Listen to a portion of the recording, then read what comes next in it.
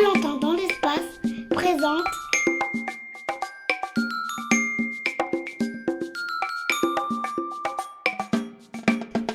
Capsule spatiale.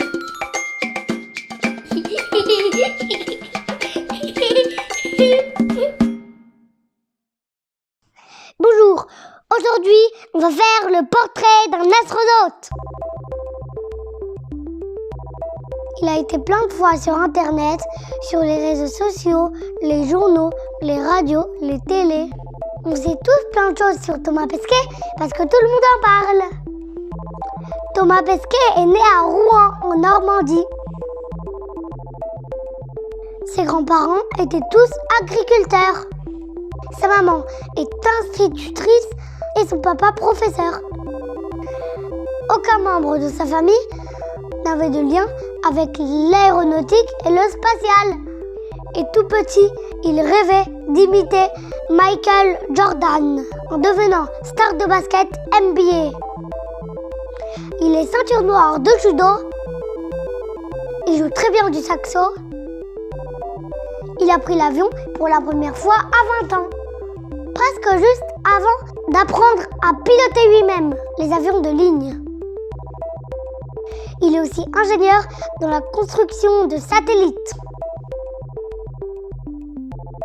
Enfin, Thomas Pesquet est officier de la Légion d'honneur et ambassadeur de l'UNICEF pour le changement climatique. Il a été sélectionné parmi les 8143 candidats qui ont répondu à l'annonce de l'Agence spatiale européenne.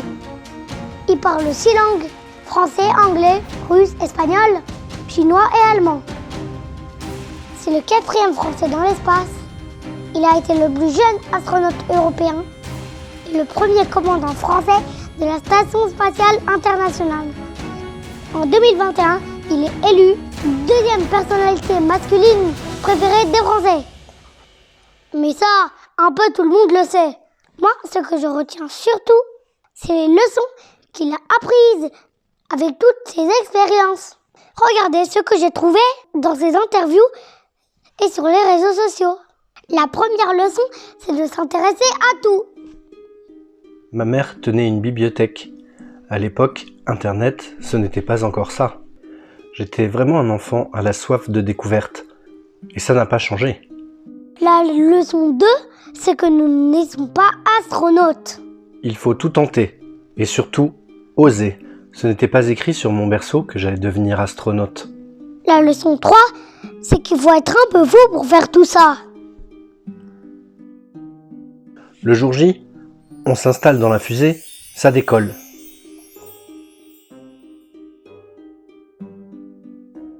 Effectivement, ça fait un peu peur. Mais il est trop tard.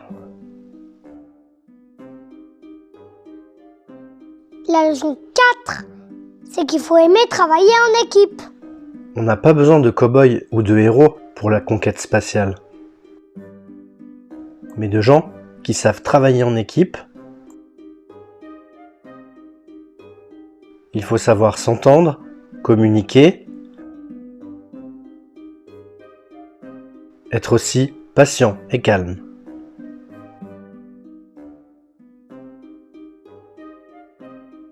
En leçon 5, c'est qu'on a plein d'autres expériences scientifiques à faire.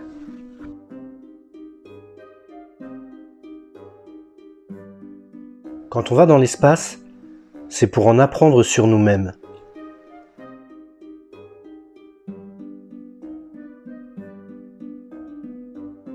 On se sert de l'environnement spatial pour faire de la recherche,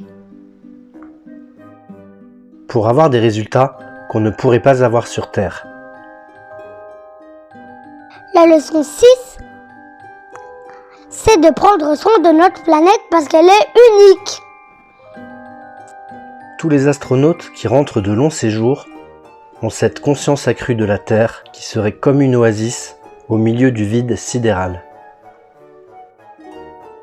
J'ai vu depuis la station spatiale la beauté de la Terre, mais aussi sa fragilité. J'ai observé les effets des catastrophes naturelles et des problèmes majeurs que rencontre notre société.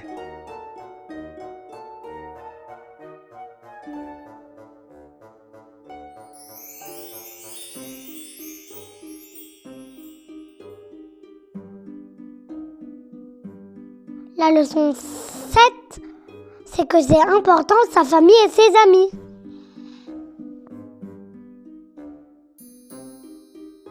Vivre dans l'espace, c'est un peu comme des vacances en centre aéré.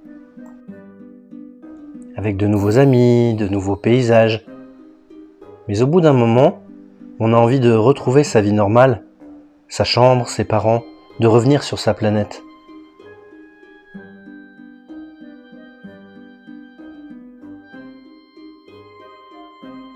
Et la leçon 8, enfin, c'est qu'on sait déjà plein de choses, mais qu'on doit encore continuer à découvrir beaucoup plus. Le sens de la conquête spatiale se tourne désormais vers Mars. Mars, c'est un peu la sœur jumelle de la Terre.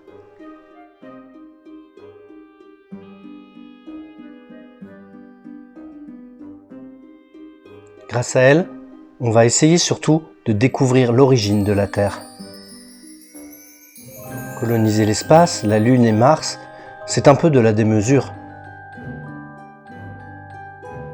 Mais toutes les grandes explorations ont reposé un peu sur de la folie.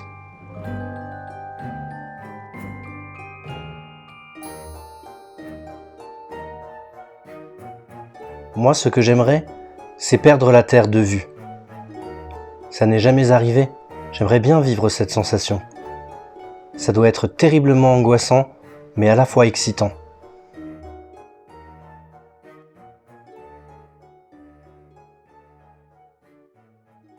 Vous avez aimé ce portrait?